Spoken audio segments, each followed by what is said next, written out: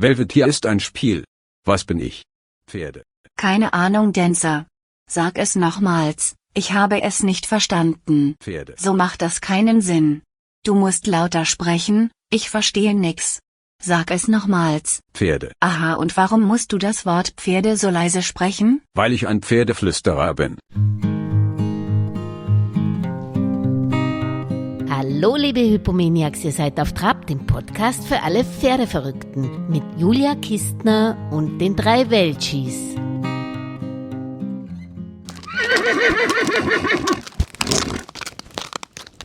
Okay, first of all, welcome in the rainy Austria. And I also want to say thank you that you took your time for this Europe tour and that you come to Austria despite this masses of water and for improving the relationship for horse lovers and their horses, including me. And I also want to say thank you to Martin Wimmer that he made this dream come true that you came to Austria. Yeah. So many horse lovers dream to become a natural horseman. How have you become a horseman? Since 1972, you still were appointed as Bareback Rookie of the Year on the Professional Rodeo Cowboys Association. Are rodeo riders generally horsemen? Well, first of all, they're usually good riders, and that's what I was, a good rider. That didn't make me a horseman. But usually, believe it or not, rodeo riders love horses. They will love to have them, to ride them. They love to be with them no matter what they do, even if they're bucking. Mm-hmm. So it's not a love-hate relationship. It's really a passion. Mm-hmm. So my teacher was a horseman, my rodeo teacher. Mm-hmm. And he studied with Tom Dorrance, who is the greatest horseman probably of all time. So lucky for me, this was trickling down to me even when I was 16 years old. And you emphasize that a good horseman or a good horsewoman needs savvy. What exactly do you mean by savvy? Savvy is an instinctual approach instead of a thinking approach. For example, horses live in the moment. There are 4 moments in a second. And if you're thinking, it's too late.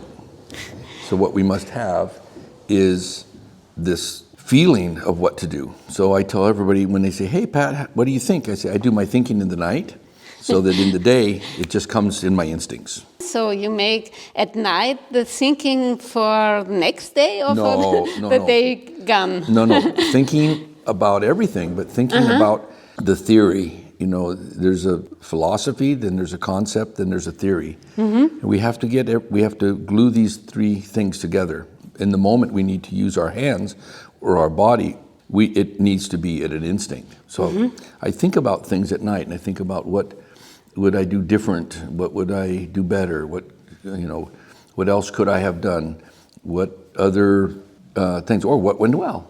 So then I just put it back in my heart and go to sleep. But this is a really good advice, not thinking on the horse, thinking at night. Okay, so you teach people to think like horses, to get a better communication with your horse. But what is the big difference in thinking between human being and horse? Well, first of all, humans are intelligent, which means we use reasoning power. Horses are smart, which means they are quick in the moment, and they make instinctual decisions based on the past. Humans make, especially adults, are human beings who make simple things difficult and complicated and are easily addicted to linear thinking, which means they want their process to look like their product. The horse cares about the moment. And if everything is good, he's relaxed. If everything is not good, then he's going to get into a flight from fear. And horses are prey animals, so they want safety, comfort, play, and food. Humans, we're predators, so what we want is praise, recognition, and material things. So we have to think as preambles. Yes, to motivate them and reward them in the way they want to be rewarded.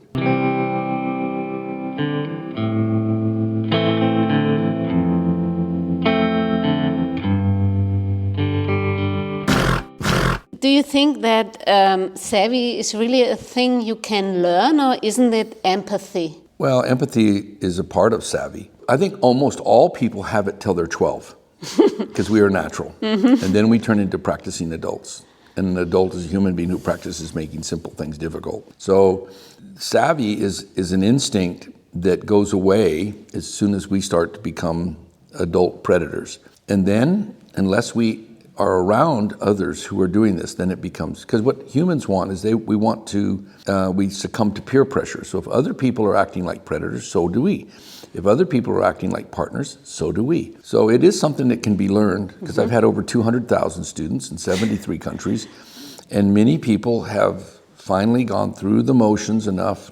But again, the philosophy is in your heart, the concept is in your mind's eye, and then the theory is in your mind. But then at that moment, you have to use your body. I love the structured learning system of yours. You have these areas of liberty, freestyle, and finesse, and 2 methods to practice: on the ground, 2 on the saddle, 2 with, 2 without contact. How did Parelli training come about? Can you explain this a little bit, why you structured it like this, and what is it all about for you? Yeah, it's easy. It's a very simple thing. I tried to learn how to be good with horses, and I made so many mistakes. And then when I finally studied with masters, they made it so simple. Get good with horses on the ground first. Get good riding a horse with a loose rein, and you can do some exercises. Can your horse do a downward transition, stop and back up without touching the mouth? And then can you make with contact, and make the contact without any kind of micromanaging or holding your balance. And so many people miss this step. And so again, the only job you can start at the top is post hole digging. And you just go down anyway. Yeah, but this is the next question I wanted to ask you. To master all these 4 modules, is this not necessary to become really a good natural horseman? First of all, define natural. There's only one synonym for natural. Yeah. Real. Real. So this is real horsemanship. So the answer, yes, is if you want to be a real horseman, if you want your horse to know that you're a horseman, the answer is yes. Okay, but I would like to follow your program until level 4 or so on, but I always get stuck, and I know a lot of friends of mine get also stuck. They start ambitiously on online, but then fail, for example, in the connectionless liberty module. What is your personal advice to avoid getting stuck at a level or a module with the risk of the horse getting bored and yourself lose interest? If you want to soar like an eagle, don't fly with turkeys. So hang around people who are still enthused and still involved, and we have instructor program, and we have our network is designed to help people in these phases. So it's a 2-part program. Number 1 is the levels program, and you can purchase the levels program digitally. And we're even having it now translated, okay? Then the network is the library plus the community. So stay in with the community, but what happens is, because humans are so subjected to peer pressure, if you're riding with other people who are not doing this, you're the odd person. And then people don't feel good about it, and they give a little criticism, and then down it goes, and down it goes. So we have instructor program. I have several here, I think 8 or so in Austria. And there's a way to get into the community and stay connected. Okay, and also you have the Savvy program, this digital you can follow. Yeah, it's you just put it on your handy phone and you have it in your pocket. Most people have it with them all the time, so you can just look down. And before, you had to buy a video, you had to go back to the house, look at the video, dum dum dum dum. Now you can go, what was that? Oh yeah, that's what I was going to do today.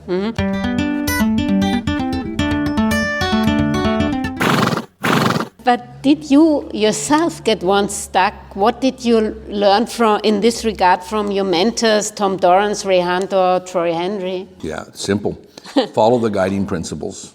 And there's 8 principles to horsemanship. Number 1, we have to remember that and realize that horsemanship is a natural phenomenon. Why would horses want the ultimate predator to touch them? They're the ultimate prey animal. Number 2, make no assumptions. Number 3, we have to learn what real communication is. Number 4, we have to our responsibilities and teach the horse his responsibilities.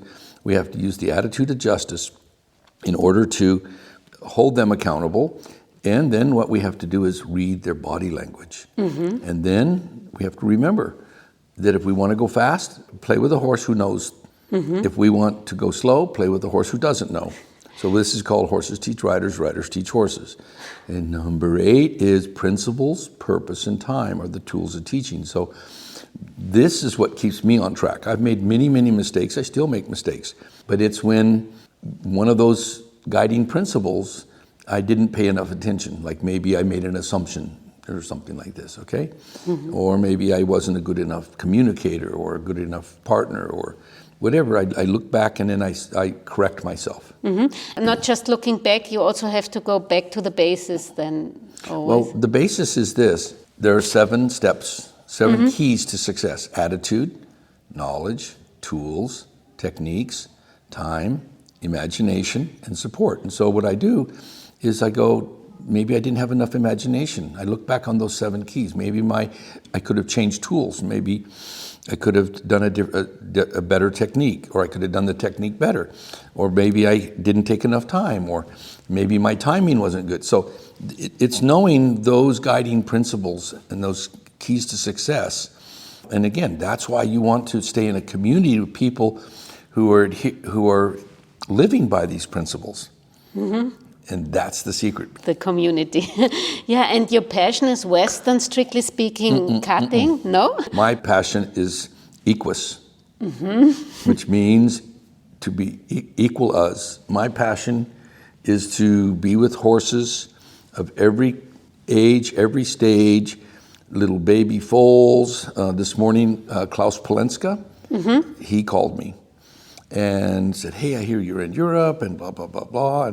And when he started Clip My Horse, I helped him get it connected into United States. Now it's huge. So he called me, and when I was at his place 6 years ago, they had a foal. The mother wouldn't accept the baby, and I worked with the mare and the foal and got them connected, and now that foal is 6 years old and is jumping and winning. And so this is all fascinating to me. So don't confuse the costume, okay?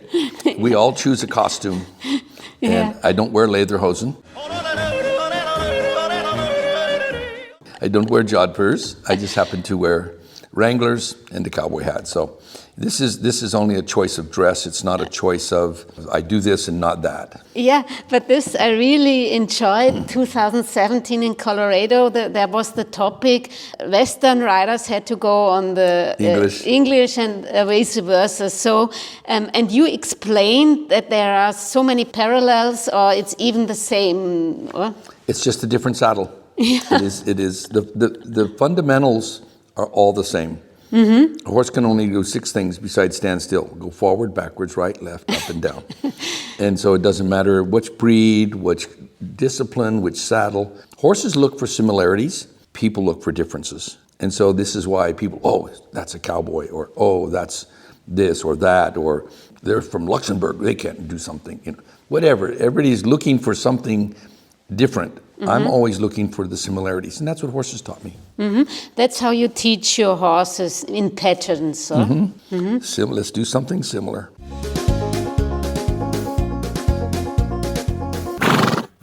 This is a really important advice for every rider. Other advices I would like to have. What would you say? How should they look at and breathe at horses to stop them being anxious? Slow down. Hurry up and slow down. When I watched you, maybe I'm wrong, but you always breath out very often. Is this also, what are you doing there? Oh, I don't know. You know, again, my instincts tell me how to relax my body, to relax the horse. Horses have a sympathetic nervous system, which will synchronize with the human being. Okay? It sympathizes with the rest of the world. If something is exciting happening, the horses get excited. If something is calm, everything is calm. That's why windy days, horses' sympathetic nervous system gets really on fire. We have to realize that we have to control our energy through time and space, so the horse will control his energy through time and space. Slow down. And you also have the system of horsenality. I just want to mention, because we really have to know what kind of horse we have to calm it. And also we have to know what our humanality is. So there's extroverts and introverts, and there's right brain and left brain, and of course, right brain extroverts, right brain introverts, and so on. And so the secret to become a horseman is you become totally balanced. You have fun like an extrovert, like a right brain extrovert. You care and love like a right brain introvert. You understand and study theory like a left brain introvert, and you get it done like the left brain extrovert. And then you ask your horse to do the same. So wherever you start and wherever your horse starts, we try to give people strategies that are, like, for example, with a right brain introvert, slow down. With a left brain extrovert, speed up. But that's where you start. That's not what you do for the rest of their life. That's what you do to get them to be more in the center. So you always have to get them in the center, and it's not the aim, you don't aim that you get a clear introvert or a clear extrovert, because that would be easier to handle. Well, first of all, we have to be aware of what their propensities are, and then we need to have strategies. So not every horse is the same. Okay, every car is the same. If you build a Mercedes-Benz, the certain model, they have a book. It says, here's how you do it, okay? Here's how you take it apart, and this is how you put it back together. But the horse is not that way. They might look like the other one, might even be a brother to the other one, or a sister. But they are totally different. So we have to have this awareness about the horsenality so that we can slow down, speed up, have more fun, teach them the reason, whatever it is that they're after, and then we can make progress really quickly. Okay, so let's say you look back over your shoulder, look at what you have achieved. What are you particularly proud of? First of all, my job is clear: inspiration and information. People don't want to know how until they say wow. So my job has been inspiration.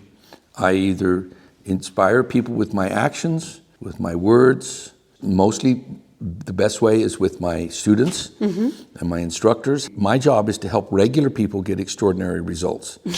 Okay, most trainers are looking for extraordinary people with a lot of money, and then they say, yes, you are my client.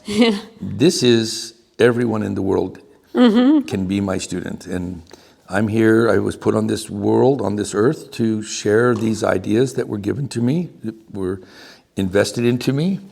And so what I'm most proud of is that in the last 43 years, that the world is more aware, the world is more interested, the world is more caring, the world is better for the horses. So my mission is to make the world a better place for horses and the humans who love them, no matter where they live or what they can afford. So this is why, not only why I travel, but this is why I created a digital program that no matter where you live, for 50 cents a day, you can learn everything I've ever learned. And what else would you still like to achieve with, and especially for, the horses? Good, better, best, never let it rest. Get your good, better, and your better, best. So we're going to just keep going. It's just make more inspiration for more information, more awareness, more availability for people to see. And I think the only way to help people is to get peer pressure to work for us. We have to get enough people doing really good. Right now, for example, in many sports, the girl from Austria here, Libby, she is starting to win all over the place, all over Europe, with her horses in dressage and in equitation, working equitation. And people are starting to ask her, wow, another horse, how are you doing this? She just says simple, Parelli program. Okay. Because our job is the cake. We're the foundation. The sports are the icing. So this is where they're always looking for the differences instead of going, oh, the same foundation. Oh, now, okay? Now we put a different flavor on the top. And aren't you proud of that even Olympics like the German Van Bredow look at natural horsemanship and practice natural horsemanship? Absolutely. This is why if you love horses, you're going to want to realize that the most important thing is the horse thinks you're a horseman, not the people. That's a really nice word at the end. I say very much thank you that you took time for us. And also I wish you a nice time here, less rain and much of Sevi. Okay. Well, I tell everybody, keep it natural. Yeah. And if I don't see you in the future, I see you in the pasture. Und wenn euch diese Auf Trab-Folge gefallen hat, ja dann würden meine Welchis und ich uns über eure Unterstützung unseres Podcast-Projektes freuen, indem ihr Auf Trab auf YouTube, Spotify oder der Podcast-Plattform eurer Wahl liked und am besten den Podcast auch gleich abonniert. So könnt ihr auch keine Folge mehr verpassen. Vor allem aber bleibt auf Trab bis zum nächsten Samstag.